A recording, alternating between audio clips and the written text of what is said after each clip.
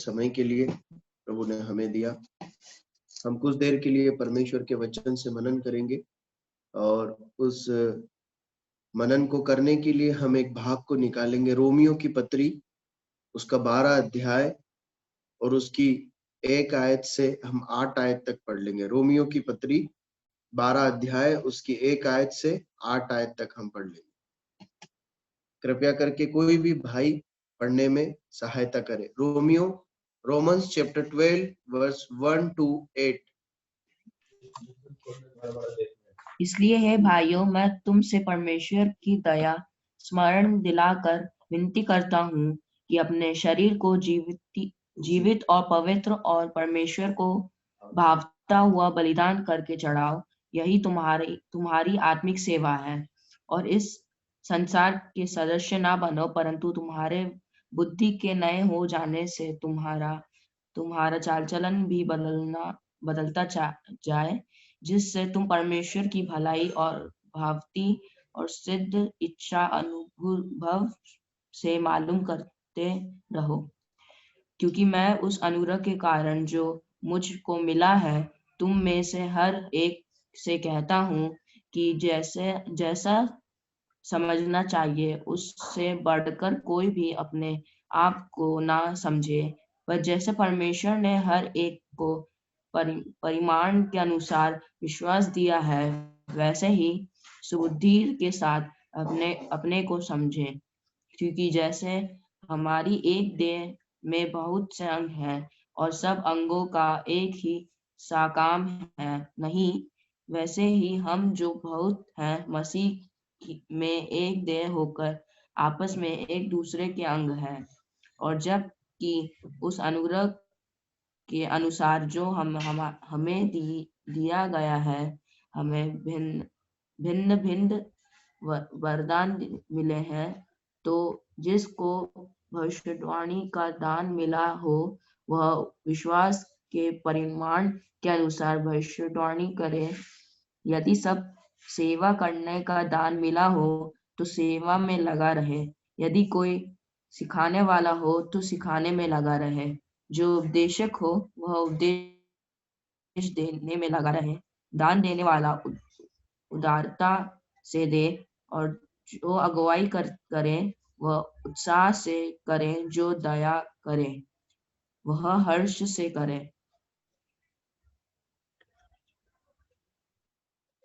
परमेश्वर अपने वचन के पढ़े और सुने जाने पर आशीष दे। आइए हम प्रार्थना करें।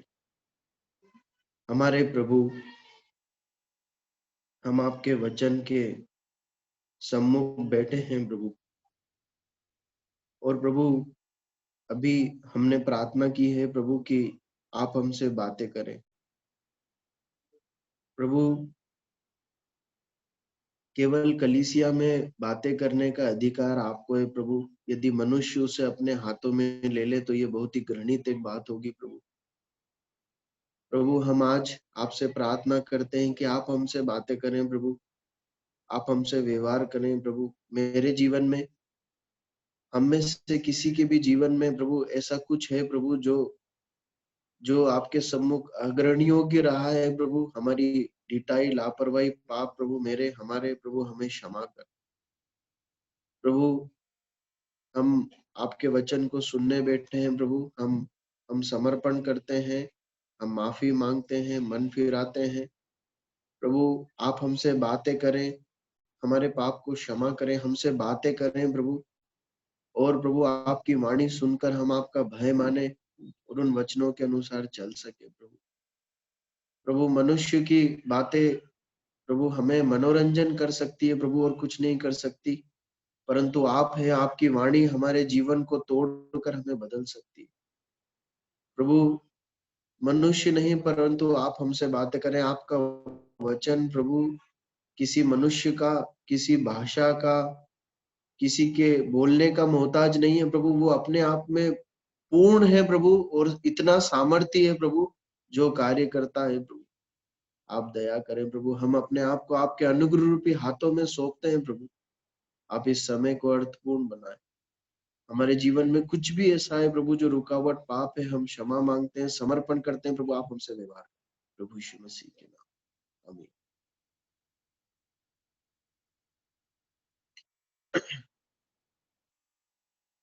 12 अध्याय उसकी पहली आयत में लिखा है, हे भाइयों, इसलिए हे भाइयों, मैं तुम्हें परमेश्वर की दया स्मरण दिलाकर विनती करता हूं कि अपने शरीरों को जीवित और पवित्र और परमेश्वर को भावता हुआ बलिदान करके चढ़ाओ, यही तुम्हारी आत्मिक सेवा है। लिखा है इसलिए हे भाइयों। देखिए, जब हम बाइबल को पढ़ते हैं, परमेश्वर के वचन के किसी भाग को पढ़ते हैं, तो उस भाग के साथ साथ जरूरी है कि हम उसका संदर्भ भी समझे या पढ़ें, ताकि जो भाग पर हम मनन करने जा रहे हैं या मनन कर रहे हैं, जब आप व्यक्तिगत रीति से मनन करते हैं, तो जो भाग हम मनन करने जा रहे हैं उसको और अच्छे से अर्थ को समझ पाए, या वहां क्या कहा जा रहा है उसको और अच्छे से समझने के लिए जरूरी है कि हम उसके संदर्भ को भी समझे। तब हम पढ़े गए भाग को अच्छे से समझ पाएंगे और हमारे लिए और भी ज्यादा वो अर्थपूर्ण हो जाएगा। अब पौलुस कलीसिया को यहाँ पर कुछ बातें लिख रहा है, उसे अच्छे से समझने के लिए इसका संदर्भ समझना जरूरी है। ठीक है, पहली बात, इस बात को ध्यान में रखना जरूरी है कि ये पौलुस जिन लोगों को संबोधित कर रहा है या जिन लोगों से बातें कर रहा है, वो लोग अन्य जाति समुदाय से प्रभु यीशु मसीह में आए हुए लोग हैं। वो इस्राएली यहूदी नहीं है, परंतु वो लोग हैं जो आपके और मेरे समान है, जो मूर्ति पूजा करने वाले, दूसरे धर्मों को मानने वाले थे, लेकिन उन्होंने प्रभु यीशु मसीह को जाना, प्रभु यीशु मसीह का वचन उनके पास पहुंचा और प्रभु यीशु मसीह पर विश्वास करके वो प्रभु यीशु मसीह के पीछे चलने लग गए। ऐसे विश्वासियों को मुख्य रूप से यहाँ पर पौलुस संबोधित कर रहा है। और यदि आप रोमियो की पत्री का अध्ययन करेंगे तो अधिकांश आप पाएंगे कि पौलुस अन्य जाति लोगों में से आए हुए विश्वासियों को संबोधित करते हुए अनेक सारी बातें लिख रहा है। तो पहली बात, आप इस बात को ध्यान रखें कि ये उन लोगों को संबोधित किया गया है मुख्य रूप से जो अन्य जाति में से प्रभु में आए हैं। ये और हम जोर देकर इसलिए कह सकते हैं क्योंकि पौलुस इस भाग को लिखते समय, 12 अध्याय की पहली आयत को लिखते समय इस प्रकार आरंभ कर रहा है, इसलिए है भाइयों, मैं तुमसे परमेश्वर की दया स्मरण दिलाकर विनती करता हूं। अब ध्यान दीजिए, वो कौन सी दया की बात कर रहा है, वो किस बात को संदर्भ लेकर या किस बात का संदर्भ लेकर कुछ कहना चाहता है, वो संदर्भ क्या है। देखिए, बहुत सारी बातें हैं, लेकिन आपके समझने के लिए सरल करके मैं आपको एक आयत आपको आपके सामने पढ़ता हूँ। रोमियो 11 अध्याय और उसकी 17 आयत। क्या लिखा है, हमने पिछले सप्ताह इसका अध्ययन किया था इस भाग में से। और यदि कहीं एक डाली तोड़ दी गई और तू जंगली जलपाई होकर उनमें साटा गया और जलपाई की जड़ की चिकनाई का भागी हुआ। आप समझ रहे हैं। देखिए, और इसके बाद जब अगर आप 25वीं आयत में भी आएंगे और आगे की आयतों को पढ़ेंगे तो पौलुस ये बताना चाहता है कि अन्य जातियों पर तुम जो इब्राहिम के वंश और यहूदी समुदाय से नहीं हो, तुम्हारे ऊपर कितनी बड़ी दया, कितना बड़ा अनुग्रह हुआ है। मैं ज्यादा उस बारे में बात नहीं करूंगा क्योंकि पिछले बार हमने उस बात को देखा था। जस्ट इसलिए कि वो बातें आपको, वो संदर्भ आपको स्मरण आ जाए, मैं इस बात को बोल रहा हूं ताकि वो संदर्भ में आप पहुंच जाए। पौलुस उस दया को स्मरण दिलाता है। परमेश्वर की कितनी बड़ी दया तुम मूर्ति पूजकों पे, अन्य जातियों पर जो दुष्ट आत्माओं को पूजा करते थे, जो पाप में अपने जीवन को जिया करते थे और जो मेरी प्रजा से अलग थे, उन पर कैसी दया हुई है कि परमेश्वर ने उन्हें अपनी संतान और अपनी प्रजा बना लिया। और वो उसका उदाहरण देकर समझाता है कि वो इस प्रकार से हुआ है कि जैसे एक जंगली डाली को एक उत्तम दाखलता में जोड़ दिया जाए और वो जो जंगली डाली थी जिसके अंदर सब कुछ खराब और बुरा था, अब वो एक ऐसी उत्तम चिकनाई का और आशीषों का भागी बन जाए जिसके योग्य वो कदापि नहीं, और नहीं वो स्वभाव से उसके लिए है। ऐसी महान दया को स्मरण दिलाकर पौलुस कुछ बातों को लिख रहा है कि अब क्या करना है। देखिए, हम बारी बारी से एक एक बातों को देखते हुए आगे बढ़ेंगे। पहली बात हम देखते हैं, जो दया हम पर हुई है, जब परमेश्वर हम पे दया की है, या परमेश्वर जब हम पर दया करता है, हमारे जीवन में जो कुछ भी परमेश्वर आश्चर्य कर्म और भलाई करता है या की है, उसके प्रति हम अकाउंटेबल है। आप समझ रहे हैं? पहली बात जो हम सीखते हैं वो ये है, परमेश्वर ने जो दया हम पर की है या करता है, जो आशीषें दी हैं, देता है, भलाइयां करता है, उन सब के प्रति हम अकाउंटेबल है। मतलब उनको ध्यान में रखकर हमारा जीवन हमें जीना है। वो सब इसलिए नहीं है कि केवल हम मजे करें। देखिए, एक आयत इसके संदर्भ में पढ़िए तो हमें अच्छे से समझ में आएगा। मत्ती का सुसमाचार 17 अध्याय और 20 आयत पढ़िए, क्या लिखा है।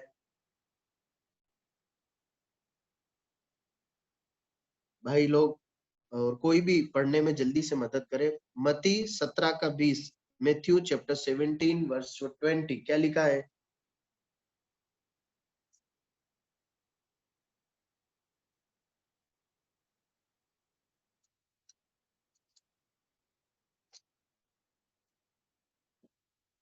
उसने उनसे कहा, अपने विश्वास की घटी के कारण, क्योंकि माफ कीजिए, 11 का 20 है।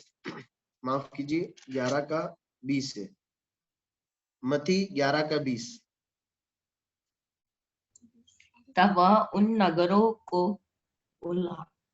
उलाहना देने लगा जिनमें उसने बहुतेरे सामर्थ के काम किए थे, क्योंकि उन्होंने अपना मन नहीं फिराया था। ठीक है, 21 भी पढ़ लीजिए। हाय सुरजीन, हाय बेतसदा, जो सामर्थ के काम तुम में किए गए, यदि वे सुर और सदा के किए जाते, तो टाट ओढ़कर और राख में बैठकर वे कब के मन फिरा लेते। देखिए, प्रभु यीशु मसीह यहाँ पर ये इस भाग को कह रहे हैं। वहां पर लिखा है कि परमेश्वर, प्रभु यीशु मसीह उन नगरों पर उलाहना देने लगे जहां उन्होंने बहुत के सामर्थ के काम किए थे, परंतु उन्होंने मन नहीं फिराया। मतलब परमेश्वर ने, प्रभु यीशु मसीह ने जब वो इस धरती पर थे, कई नगरों में आश्चर्य कर्म किए, भलाइयां की, उन्हें परमेश्वर का वचन सुनाया, बीमारों को चंगा किया, दुष्ट आत्मा को निकाला, लेकिन उनके जीवन पे उसका कुछ प्रभाव नहीं है। उन्हें मन फिराना चाहिए था, उन्होंने मन फिराव नहीं किया। और प्रभु यीशु मसीह एक तुलना करके बताते हैं, यदि सदोम और अमोरा, सदोम कौन सी जगह है यहाँ पर, वो आगे आप पढ़ सकते हैं, आगे के आयतों में, मैं समय को ध्यान में रखते हुए नहीं पढ़ रहा हूँ। यहाँ पे सूर और सेदा के विषय में लिखा है। आगे अगली आयत पढ़ेंगे तो सदोम के बारे में लिखा है जहाँ लूत रहता था। प्रभु यीशु मसीह कहते हैं, यदि यदि ये काम वहां कर दिए जाते तो वो विनाश से बच जाते। प्रियो, परमेश्वर ने जो भलाई हम पर की है ना, हम उसके प्रति अकाउंटेबल। पिछले साल को देखें, हमारे जीवन को देखें, परमेश्वर ने कितनी भलाइयां और आशीषें दी। हो सकता है आज आप परेशानी, चुनौती में से होकर गुजर रहे हो, उसमें उसमें उसमें सच्चाई है। और मैं आपको बताना चाहता हूं कि आगे भी जीवन में जब तक आप जिएंगे ना, कष्ट, परेशानी, चुनौतियां आपके साथ बनी रहेगी। प्रभु यीशु मसीह के पीछे चलने वाले लोगों का जीवन बहुत ही मजे का जीवन होगा। इसका इसका इसका समर्थन परमेश्वर का वचन नहीं करता। कहीं ना कहीं चुनौतियां, परेशानी रहेगी, लेकिन उन सब के बावजूद परमेश्वर ने जो भलाइयां, जो आशीष हमें दी है, उसके प्रति हम अकाउंटेबल है। किस बात के लिए अकाउंटेबल है? परमेश्वर के प्रति धन्यवाद देने, मन फिराव के साथ परमेश्वर के पीछे चलने के लिए हमें और आप जिम्मेदार हैं। प्रभु सहायता करे कि परमेश्वर ने जो भलाई हमारे साथ की। देखिए दो बातें हैं जब हम परमेश्वर की भलाई और दया की बात करते हैं ना, दो बातें हैं। पहली जो हम पढ़ते हैं, जो हम इस रोमियो की पत्री के संदर्भ में हम देखते हैं कि किस प्रकार परमेश्वर ने हमें उद्धार देकर अपनी प्रजा बनाया। एक भलाई ये है जो हम सबके लिए समान है। दूसरी, हम जब अपना व्यक्तिगत और पारिवारिक जीवन देखते हैं तो मैं मेरे जीवन के में परमेश्वर की भलाई आशीषों को अलग अलग रूप से देख पाता हूँ, गिन पाता हूँ, और आप अलग अलग रीति से गिन या देख पाते हैं। जब मैं अपने जीवन में, मेरी नौकरी में, मेरे परिवार, मेरे बच्चे, पत्नी, पिता के लिए देखता हूँ तो अलग अलग आशीष है जिनको मैं लिख सकता हूँ या गिन सकता हूँ। जब आप ऐसा करेंगे तो आप अलग अलग आशीष और भलाइयों को पाते हैं। प्रियो, मैं और आप इसके लिए जिम्मेदार हैं। मतलब इसे लेकर केवल बस हाँ ठीक है, फॉर ग्रांटेड करके नहीं लेना, दी तो दी, नहीं दी तो नहीं दी, नहीं। हमें धन्यवादित होना है, आज्ञाकारी होना है और उसको ध्यान में रखकर अपना जीवन परमेश्वर के लिए जीना है। ठीक है, हम आगे बढ़ते हैं, आगे बढ़ते हैं। अब यहाँ पर हम देखते हैं यहाँ पे कुछ और बातों को हम देखते हैं। ठीक है, अब परमेश्वर की पहली बात हमने देखी कि हमारे साथ जो भलाई हुई है, दया हुई है, उसके प्रति हम अकाउंटेबल। अब जो दया और भलाई हुई है उसको ध्यान में रखकर या उसका वास्ता देकर, है ना, पौलुस वास्ता दे रहा है। क्या लिख रहा है? इसलिए है भाइयों, मैं तुमसे परमेश्वर की दया स्मरण दिलाकर विनती करता हूँ। अब उन आशीषों का वास्ता देकर पौलुस कुछ बातों को कह रहा है कि क्या करना है, कैसे होना चाहिए। तो हम देखते हैं पहली बात क्या कहता है। वो कहता है कि अपने शरीरों को जीवित, पवित्र और परमेश्वर को भावता हुआ बलिदान करके चढ़ाओ, यही तुम्हारी आत्मिक सेवा है। अगली बात जो पौलुस कहता है उन आशीषों का वास्ता देकर, क्या? तुम्हारा जो शरीर है ना वो जीवित होना चाहिए। देखिए वहां पे 3 बातें लिखी है, अपने शरीर को जीवित, उसके दूसरी बात पवित्र, और तीसरी बात परमेश्वर को भाता हुआ बलिदान। 3 बातें हैं वहां पर। पहली बात यहाँ पर लिखा है कि तुम्हारा जो शरीर है ना, तुम्हारा जो जीवन है, शरीर जो है, ये जीवित करके परमेश्वर को चढ़ाओ। अब देखिए यहाँ पर एक बात है जो हमें समझना जरूरी है। परमेश्वर का वचन एक भेद को यहाँ पर प्रकट करता है। देखिए, आत्मिक रीति से जीवित होना और शारीरिक रीति से जीवित होना में अंतर है ना। क्या ये वचन जब पौलुस कलीसिया के विश्वासियों को कह रहा है तो वो जीवित नहीं है? जीवित है। क्या आज हम जीवित नहीं है? जीवित है। लेकिन आत्मिक रीति से जीवित होना और शारीरिक रीति से जीवित होना में अंतर है। देखिए कुछ आयतों को पढ़िए इसे समझने के लिए। रोमियो की पत्री 11 अध्याय 6 आयत। रोमियो की पत्री 11 अध्याय और 6 आयत, जल्दी से पढ़ने में मदद करें। यदि यह अनुग्रह से हुआ है तो फिर कर्म से नहीं, नहीं तो अनुग्रह माफ कीजिए भाई, 6 का 11 पढ़िए, 6 का 11 पढ़िए। ऐसे ही तुम भी अपने आप को पाप के लिए तो मरा, परंतु परमेश्वर के लिए मसीह यीशु में जीवित समझो। ठीक है, अब साथ में इफिसियों 2 का 1 भी पढ़ लीजिए। इफिसियों 2 का 1 पढ़ लीजिए। और उसने तुम्हें भी जिलाया जो अपने अपराधों और पापों के कारण मरे हुए थे। देखिए इफिसियों की पत्री में लिखा है कि उसने तुम्हें जिलाया जो पाप में मरे हुए थे। आप समझ रहे हैं? हम जीवित होते हुए भी मरे हुए थे। कब? जब हम पापों में पड़े हुए थे। प्रभु यीशु मसीह ने उस पाप में से उस पाप की मृत्यु में से अब हमें जीवित कर दिया, ठीक है, परमेश्वर के लिए जीवित कर दिया, ठीक है। अब रोमियो में जब हम पढ़ते हैं तो पौलुस कहता है कि तुम अपने आप को पाप के लिए तो मरा, परंतु क्या लिखा आगे, किसके लिए जीवित समझो, परमेश्वर के लिए जीवित समझो। प्रियो, मैं आपको एक सच्चाई बताना चाहता हूं। रोमियो की पत्री 6 अध्याय 23 आयत में इस प्रकार लिखा है कि पाप की मजदूरी मृत्यु है। परमेश्वर ने हमें पाप में से जिलाया है, जीवित किया, लेकिन आज भी परमेश्वर का वचन रोमियो 6:23 अटल है। मतलब यदि आज भी हम पाप करें तो हम किस में है, हम मृत्यु में, हम मरी हुई दशा में।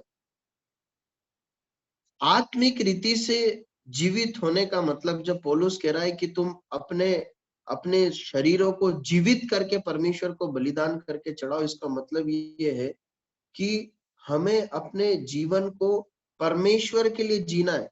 देखिए रोमियो 6 का 11 से आगे की आयतों को मैं आपके लिए पढ़ता हूँ, वहां पर पढ़ेंगे तो और अच्छे से समझ में आएगा। 11 में ऐसा लिखा है कि ऐसे तुम भी अपने आप को पाप के लिए तो मरा, परंतु परमेश्वर के लिए मसीह यीशु में जीवित समझो। इसलिए पाप तुम्हारे मरणहार शरीर में राज्य न करे कि तुम उसकी लालसाओं के अधीन रहो, और न अपने अंगों को अधर्म के हथियार होने के लिए पाप को सौंपो, पर अपने आप को मरे हुए में से जी उठा जानकर परमेश्वर को सौंपो, और अपने अंगों को धर्म के हथियार होने के लिए परमेश्वर को सौंपो। प्रियो, यदि मैं पाप करके जी रहा हूं ना, तो इस बात को समझ लीजिए कि मैं परमेश्वर के लिए आज भी मरा हुआ हूं। अगर परमेश्वर के लिए जीवित होना है, यदि परमेश्वर के लिए जीना है, तो पाप को ना कहकर पवित्रता का जीवन जीना है। हम आगे बढ़ते हैं। प्रियो, एक प्रश्न आपके सामने रखकर मैं आगे बढ़ता हूं। क्या आज मैं परमेश्वर के लिए जीवित हूं? अगर पाप में जी रहे हैं तो मरे हुए हैं। क्या मेरा जीवन आज परमेश्वर के लिए जीवित है? पौलुस कहता है कि इतनी बड़ी दया हुई है, इसलिए अपने आप को परमेश्वर के लिए जीवित रखो। संसारिक रीति से शायद मैं जीवित होऊंगा, पर क्या परमेश्वर के लिए जीवित हूँ? प्रभु हमारी सहायता करे। उसके बाद आगे बढ़ते हैं। उसके बाद अगली बात पौलुस कहता है, अपने शरीरों को जीवित और पवित्र करके परमेश्वर को भावता हुआ बलिदान करके चढ़ाओ। अब यहाँ पर दूसरी बात कहता है, पहली बात कहता है जीवित रखो, दूसरी बात कहता है पवित्र रखो। देखिए, जब परमेश्वर के वचन में हम पवित्रता को समझते हैं ना, तो उसके दो अर्थ निकल कर आते हैं। एक अर्थ है शुद्धिकरण, शुद्ध हो जाना, और एक दूसरा अर्थ है अलग होना। आप समझ रहे हैं? परमेश्वर ने पुराने नियम में अपने मंदिर में, भवन में सेवा करने के लिए आज्ञा विधि नियम ठहराए थे, और उसमें परमेश्वर कहता है कि उन बर्तनों को, कुछ जो भवन में उपयोग में लाए जाएंगे, उन बर्तनों को अलग करके रखना, उन्हें पवित्र करना। बहुत सारे बर्तन हैं, लेकिन कुछ बर्तनों को चुन लेना जो केवल एकमात्र मेरे भवन में कार्य करने के लिए यूज होंगे। ऐसा नहीं है कि वो बर्तन भवन में काम करने के लिए यूज हो रहे हैं, बाद में तुम अपने घर में भी ले जाना, उसमें भी खाना पीना, फिर अगले बार जब वापस आओ भवन में सेवा करने के लिए आए याजक लोग, तो वापस वो लेके आ जाए। ऐसा नहीं है, वो हमेशा के लिए अलग कर दिए गए हैं पात्र, बर्तन, वस्त्र, जो सेवा के ही काम आएंगे और किसी काम में नहीं आएंगे। प्रियो, परमेश्वर का वचन पवित्रता की जब बात करता है तो एक अलगाव की बात करता है, अलगाव के बारे में बताता है, अलग, संसार से अलग। मेरी सेवा मेरे कार्य के लिए अलग। परमेश्वर की बड़ी दया से परमेश्वर ने हमें उद्धार दिया। प्रभु यीशु मसीह के लहू में हम शुद्ध और पवित्र किए गए हैं, हम वचन में पढ़ते हैं।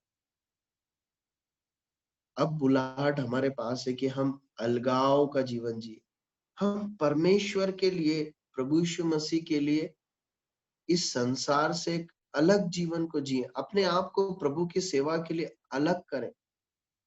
यहाँ पर पौलुस इस बात को कहना चाहता है। हम आगे बढ़ते हैं, वहां पर लिखा है, परमेश्वर को भावता हुआ बलिदान करके चढ़ाओ, यही तुम्हारी आत्मिक सेवा है। अब देखिए, पौलुस कलीसिया को लिख रहा है पत्र। आप मतलब इस संदर्भ को मैं फिर दोहरा रहा हूं। कलीसिया मतलब केवल प्राचीनों को नहीं, है ना, प्रभु के सेवकों को नहीं, एल्डर्स और डिकन्स को नहीं, परंतु कलीसिया को संबोधित कर रहा है, सभी को। और क्या कह रहा है कि अपने जीवन को जीवित, अपने शरीरों को जीवित, पवित्र और परमेश्वर को भावता हुआ बलिदान कराओ, करके चढ़ाओ, यही तुम्हारी आत्मिक सेवा है।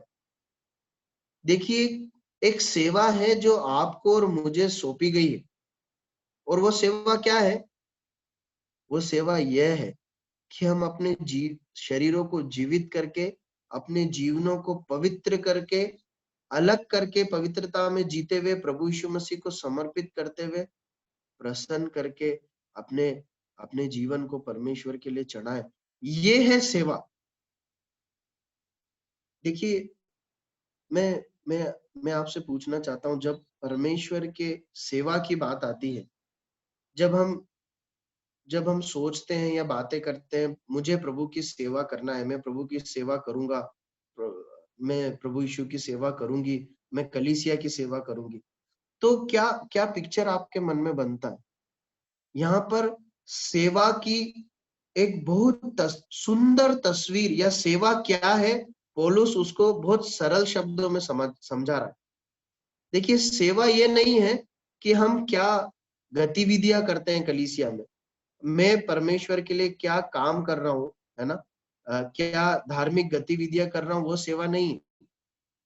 आप ध्यान दीजिए, मैं जब इस भाग को पढ़ रहा था तो परमेश्वर के वचन ने मुझसे इस प्रकार बात की, अगर मनुष्य होकर सोचें या ऊपरी तरीके से सोचें, तो ये जो लाइन लिखी ना, यह तुम्हारी आत्मिक सेवा, ये पता है कहाँ आनी चाहिए? 8 आयत के आखिरी में आनी चाहिए। आप समझ रहे हैं? इस प्रकार मुझे मन में बात आई कि ये जो अगर हम मनुष्य होकर सोचें, या मेरे हिसाब से मैं सोचूं, तो ये जो लाइन है, ये तुम्हारी आत्मिक सेवा, यहाँ आना चाहिए 8 आयत के आखिरी में। क्यों? क्योंकि यहाँ पर दिया हुआ है, क्या दिया हुआ है? कलीसिया में काम दिए गए, है ना, सेवाएं दी गई। कौन सी सेवाएं हैं भैया? वहां पर दिया है कि जो सिखाने की सेवा है, उपदेश करने की सेवा है, दान देने की सेवा है ना, अलग अलग जो वरदान है, अगुवाई करने की सेवा है, दया करने की सेवा है, प्रोत्साहित करने की सेवा।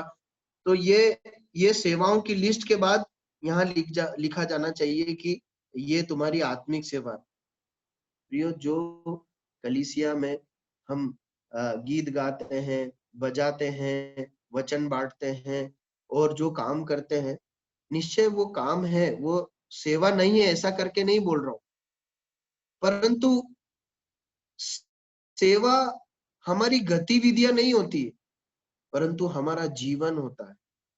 हम जो जीवन परमेश्वर के लिए आज्ञाकारिता में, भक्ति में, पवित्रता में, समर्पण में कार्यों को करने के लिए देते हैं ना, परमेश्वर के कार्यों को करने के लिए अपने जीवन के साथ जब देते हैं, वो है सेवा, वो है सेवा। कैसे बोल सकते हैं? मैं एक उदाहरण आपको बताता हूँ। यहूदा इस्करियोती के बारे में हम सब जानते हैं। यहूदा इस्करियोती के पास सेवा थी क्या? काम था क्या उसके पास? आप बताएंगे? उसको कुछ काम सौंपे थे प्रभु यीशु मसीह ने, बता सकते हैं? यहूदा इस्करियोती को आप जानते हैं? देखिए, खाना आप बांटने अगर, का काम था। हाँ, क्या काम था यहूदा इस्करियोती के पास?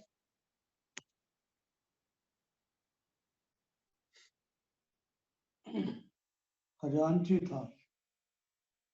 खजांची था मतलब खाना बांटने वाला। पैसे का के द्वारा सब प्रबंध करना, ये करना। हाँ, देखिए दो दो बातें समझ में आती है। एक भाई बता रहे हैं कि वो खाना बांटने का काम था, मतलब एक्चुअली वो काम सब शिष्य करते थे, मतलब पतरस, याकूब, यूहन्ना, दूसरे शिष्य भी करते थे, यहूदा भी काम करता था, खाना बांटता था, है ना, जो भी काम सब चेले करते थे वो भी करता था। बिल्कुल सही बोला आपने। दूसरी बात, लेकिन उसको उससे भी एक उच्च दर्जे या एक विशेष एक्सक्लूसिव उससे काम मिला था। पता है, हम एक भाग को पढ़ते हैं जहां पर लिखा है कि वो जब प्रभु यीशु मसीह के ऊपर इत्र डाला गया तो वो बोलता है कि इसे क्यों बर्बाद कर दिया था, इसे तो बेच देते हैं, गरीबों में दान कर देते। परमेश्वर के आत्मा ने वहां पर ऐसा लिखा है कि उसने ये बात इसलिए नहीं कही कि उसे गरीबों की चिंता थी, पर क्यों कही? क्योंकि उसके पास थैली रहती थी और उसमें से वो निकाल लेता था। मतलब वो जो धन का हिसाब किताब रखता था, प्रभु यीशु मसीह और प्रभु यीशु मसीह के चेलों का जो धन का हिसाब किताब वो रखता था, और उस थैली में से कुछ पैसे भी चुरा लेता था। देखिए, उसके पास सेवा थी, मतलब वो प्रभु यीशु मसीह के साथ रहकर जो भी शारीरिक कार्य प्रभु देते थे उसमें सहभागी होता था। प्रभु यीशु मसीह ने दो दो करके शिष्यों को भेजा था प्रचार करने, वो भी गया था प्रचार करने। उसे भी अधिकार, दुष्ट आत्माओं का पर अधिकार और सामर्थ्य मिले थे। जब प्रभु कहते थे लोगों को बिठा दो, वो भी बिठाता था। जब बोलते थे खाना बांटो, प्रभु यीशु मसीह के हाथ से लेके बांटता था। पैसों का भी हिसाब किताब रखता था। ये सब उसके पास था, लेकिन जीवन था क्या? नहीं था। यहाँ पर लिखा है, यह तुम्हारी आत्मिक सेवा है। प्रियो, मैं क्या कर्मकांड कर रहा हूं ना, ये परमेश्वर की दृष्टि में कोई मायने नहीं रखता।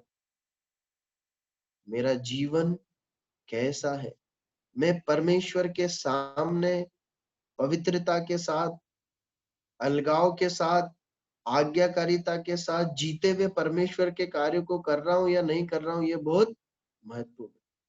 एक और बात मैं आपको बोलना चाहता हूँ। हम परमेश्वर के वचन में जो पुराने भक्तों के विषय में पढ़ते हैं, इब्राहिम, इसहाक, याकूब, और हम हनोक के विषय में जब पढ़ते हैं, हनोक के विषय में लिखा है उसने परमेश्वर को प्रसन्न किया। इब्राहिम के विषय में लिखा है परमेश्वर को प्रसन्न किया। प्रियो, यदि आप इनके जीवन को देखेंगे ना, इनके जीवन को पढ़िए आप, इन्होंने क्या सेवा की परमेश्वर की, मतलब ऐसे गिनेंगे क्या सेवा की। अगर आपको आश्चर्य होगा कि जिसे आज हम सेवा के रूप में देखते हैं, ऐसी कोई सेवा उनके जीवन में नहीं देखते हम करते हुए, है ना, लेकिन उनको जीवन जीते हुए देखते हैं। आप ध्यान देना इस बात पर। उन्होंने परमेश्वर के लिए आज्ञाकारिता का जीवन जिया, इसलिए उनके बारे में लिखा है परमेश्वर को पसंद किया, परमेश्वर के लिए धर्मी ठहरे। इब्राहिम ने परमेश्वर के लिए अपने जीवन को जिया, हनोक ने परमेश्वर के लिए अपने जीवन को जिया। प्रियो, कर्मकांड सेवा नहीं है। निश्चय प्रभु अपनी बड़ी दया से हमें सेवा, कार्य सेवा देते हैं। कलीसिया में अलग अलग वरदान देते हैं। कोई बहुत अच्छा गाते हैं, कोई अच्छा बजाते हैं, कोई एक दूसरे की घर जा जाकर मदद करते हैं, कोई धन से सेवा करते हैं, कोई धन से नहीं परंतु साथ खड़े रहकर हाथ पकड़कर, हाथ हिम्मत बंधाने की सेवा करते हैं। कोई प्रोत्साहित करता है, कोई वचन देता है, और कोई कलीसिया में अपने जीवन को समर्पित करके सेवा, ये सब सेवा है प्रियो। लेकिन यदि जीवन है, पवित्र आज्ञाकारिता का जीवन है, तो ही उस सेवा का कुछ अर्थ है, वरना वो सेवा सेवा नहीं है। परमेश्वर हमारी सहायता करे। हम आगे बढ़ते हैं। दूसरी आयत को पढ़ लीजिए, 12 का 2, रोमियो 12 का 2। और इस संसार के सदस्य ना बनो, परंतु तुम्हें तुम्हारी बुद्धि के नए हो जाने से तुम्हारा चाल चलन भी बदलता जाए, जिससे तुम परमेश्वर की भली और भावती और सिद्ध इच्छा अनुभव से मालूम करते रहो। अब देखिए ध्यान दीजिएगा, पौलुस कह रहा है कि जो भैया आप लोग जो है ना, जो संसार के समान न बनो पर तुम्हारी बुद्धि के नए हो जाने से, पौलुस कह रहा है कि अब तुम्हारी बुद्धि नई हो गई। अब फिर आप उस संदर्भ को याद करो, नई कैसे हो गई? जो जंगली दाखलता थी, अब उत्तम, जो जंगली डाली थी वो उत्तम दाखलता में आ गई है। तो पुराने जैसे हालात नहीं है ना, अब उत्तम जो जड़ है उसकी चिकनाई मिली। जब प्रभु यीशु मसीह ने हमें अपनी संतान बना लिया, हमारे पापों को क्षमा करके हमें उत्तम दाखलता में जोड़ा है, तो हमारी बुद्धि नई हो गई। अब हमें समझ मिली है, हमें नया प्रकाश मिला है, अब हमें नया विवेक मिला है। अब जब हम पहले पहले जैसे जीते और कार्य करते थे, अब वैसा नहीं है। अब हमें समझ में आता है पाप क्या है और धार्मिकता क्या है, सही क्या है, गलत क्या है, सही क्या है, उत्तम क्या है, सर्वोत्तम क्या है, ये हम पहचान पाते हैं। अब जैसा प्रकाश और जैसी बुद्धि मिली है, उसके अनुसार हमारा चाल चलन होना चाहिए। प्रियो, एक और बहुत महत्वपूर्ण बात पौलुस हमें यहाँ पर सिखाता है, वो ये है, जितना प्रकाश, अ, जितना प्रकाश, जितनी समझ मुझे मिली है ना, जैसा विवेक प्रभु ने मुझे दिया है, उसके अनुसार हमारा चाल चलन होना चाहिए। मेरी दिनचर्या, मेरा जीवन उस प्रकाश में होना चाहिए। अगर नहीं होगा, क्या होगा? लिखा है कि तुम्हारा चाल चलन बदलता जाए, जिससे तुम परमेश्वर की भली, भावती और सिद्ध इच्छा को अनुभव से मालूम करते जाओ। प्रियो, बहुत जरूरी है कि मेरा चाल चलन, मेरा जीवन, परमेश्वर ने जो वचन का प्रकाश, जो मुझे गाइडेंस दिया है, परमेश्वर के लोग जब मुझे सिखाते हैं, मुझे प्रभु में बढ़ने में सहायता करते हैं, जब मैं परमेश्वर के वचन को अकेले में पढ़ता हूँ, जब कलीसिया में सुनता हूँ, जो भी प्रकाश आज्ञाएं मुझ तक पहुंचती है, मेरी जिम्मेदारी कि मेरा चाल चलन उसके अनुसार बदलते जाना चाहिए। पहले ऐसे थे, फिर ऐसे, पहले ऐसा नहीं करते थे, अब करते, पहला करते थे, अब नहीं करते, ऐसे बदलते जाना चाहिए। क्यों जरूरी है? क्योंकि जब हम आज्ञाकारिता में अपने जीवन को जिएंगे, जब हम अपने चाल चलन को बदलेंगे ना, जो प्रकाश मिला उसके अनुसार, तब परमेश्वर की इच्छाएं हमें मालूम होगी। देखिए, परमेश्वर की इच्छा को जानने के लिए कोई गुरु मंत्र नहीं है ना। एक साधारण भाषा में, हम संसारिक भाषा में बातें करते हैं, गुरु मंत्र मतलब एक फार्मूला लगाया और सवाल सॉल्व हो गया, है ना। परमेश्वर का वचन ऐसा नहीं बताता। हम में से हर एक के लिए परमेश्वर की एक इच्छा है, एक योजना है। जब हम तीसरी आयत से आगे बढ़ते हैं, तो परमेश्वर का वचन बताता है कि तुम्हारे लिए कलीसिया में ये वरदान, ये सेवा दी गई है। आपकी और मेरे लिए, हम में से हर एक के लिए परमेश्वर की एक योजना, एक एक इच्छा है। उस इच्छा को हम कैसे जान पाएंगे? जब हम अपने नई बुद्धि के अनुसार जो प्रकाश मिला है, उसमें आज्ञाकारिता में अपने चाल चलन को बदलेंगे, जो परमेश्वर बता रहा है उसे मानेंगे, तब क्या होगा? जो ये परमेश्वर के साथ चलने का जो अनुभव है ना, ये हमें स्पष्टता देगा कि परमेश्वर ने हमें क्यों रखा है, मैं किस जीवन को जी रहा हूँ, मैं क्यों जी रहा हूँ, मैं अपने परिवार के लिए, मैं अपनी कलीसिया के लिए किस प्रकार से उपयोगी हो सकता हूँ। ये है इच्छा मेरे परमेश्वर की मेरे जीवन के लिए। प्रियो, मैं आपको एक बात बताऊं, कई बार हमारे जीवन में हम निराशा, बूझे हुए, या हमारे जीवन की चुनौतियों में हम बिल्कुल बिल्कुल मतलब डूब कर उदास क्यों हो जाते हैं, मालूम है? क्योंकि हम अपने जीवन के लिए परमेश्वर की इच्छा के प्रति जागृत ही नहीं है। अगर हमें मालूम है कि मैं परमेश्वर के लिए जी रहा हूँ, परमेश्वर की इच्छा के अनुसार मेरा जीवन है, तो हमारे जीवन की चुनौतियां हमें बहुत आसानी से निराश नहीं कर पाएगी। हमें मालूम रहेगा कि ये दुख का घड़ी तो है, पर ये नहीं है जिसके लिए मैं जी रहा हूं, मैं मेरे परमेश्वर के लिए, मेरे परमेश्वर की इच्छाओं के लिए जी रहा हूं। आप समझ रहे हैं? देखिए, हमने हमने अभी थोड़ी देर पहले इस बात पर मनन किया है। सेवा का मतलब केवल ये नहीं है कि मैं भाषण दूं या मैं प्रभु की सेवा के लिए अलग से इवेंजलिस्ट बनकर निकल जाऊं। केवल ये सेवा नहीं होती, वो सेवा में से एक सेवा। इसलिए परमेश्वर की इच्छा को भी जब जानने की बात हो रही है, तो इसका मतलब ये नहीं कि मैं परमेश्वर की इच्छा को जानूं कि मैं क्या बनूं। मतलब मैं प्रभु का सेवक बनने के लिए तो नहीं बुलाया गया हूं, मैं वहां जाने के लिए तो नहीं बुलाया गया हूं। इसका मतलब ये नहीं है। जो भी जीवन परमेश्वर ने हमें जीने के लिए दिया, उसमें परमेश्वर के हाथों में उपयोग आना, उसे परमेश्वर के लिए जीना हमारी आत्मिक सेवा है। प्रियो, हम हम आज्ञाकारिता में जीकर परमेश्वर की भली भावती और सिद्ध इच्छा को मालूम कर सकते। प्रभु हमारी सहायता करे। परमेश्वर अपने इन वचनों के पढ़े जाने पर आशीष दे और इसके अनुसार कर